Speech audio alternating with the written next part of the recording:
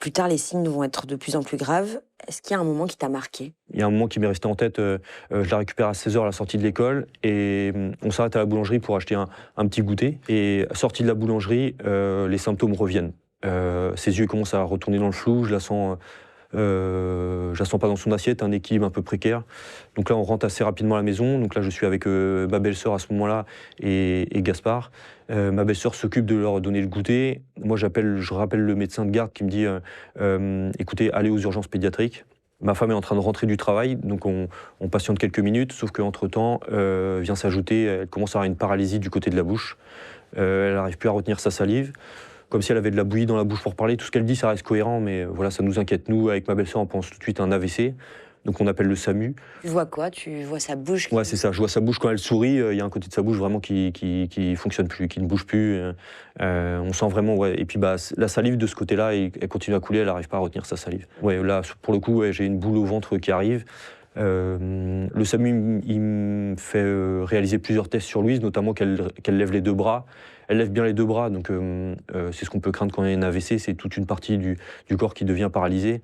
Là, il me dit attendez, j'appelle le CHU d'Angers, c'est le gros centre qui est à côté de chez nous, pour savoir si vous allez directement au service neurologique ou plutôt l'hôpital qui est à côté de chez vous, qui est un peu moins spécialisé. Ma femme, elle arrive entre-temps, le SAMU me rappelle, il m'a dit non, directement, vous allez direction le CHU d'Angers, il y a une équipe en neurologie qui vous attend. Donc là, on fait les valises rapidement, on confie Gaspard à ma belle-sœur, et puis nous, on file directement sur Angers. Comment les médecins réagissent quand ils voient ces symptômes? Dès qu'on arrive, elle est très rapidement prise en charge parce qu'en fait, eux pensent que c'est un AVC, donc on se retrouve... Ils vous le disent? Ils nous le disent indirectement, mais on sent que dans l'urgence qu'il y a, oui, il y a quelque chose de grave qui se passe, qui doit être réglé assez rapidement et urgemment. On se retrouve avec 7, 8, 9 personnes, je ne saurais pas dire, mais plein de monde autour de Louise. Elle se retrouve avec plein de patchs. Elle se retrouve transférée très rapidement pour aller faire un IRM. C'est un IRM sous sédation parce qu'à son âge, il faut qu'elle ne bouge pas du tout pour avoir des images le plus nettes possible. Ma femme l'accompagne. Moi, je tourne en rond dans la salle d'attente tout ce temps-là.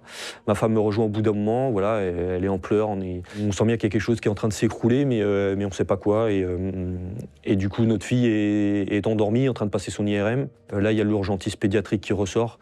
Il nous demande de le suivre dans une pièce qui est juste à côté. Il nous demande de nous asseoir. Là, on se regarde avec ma femme et on se dit...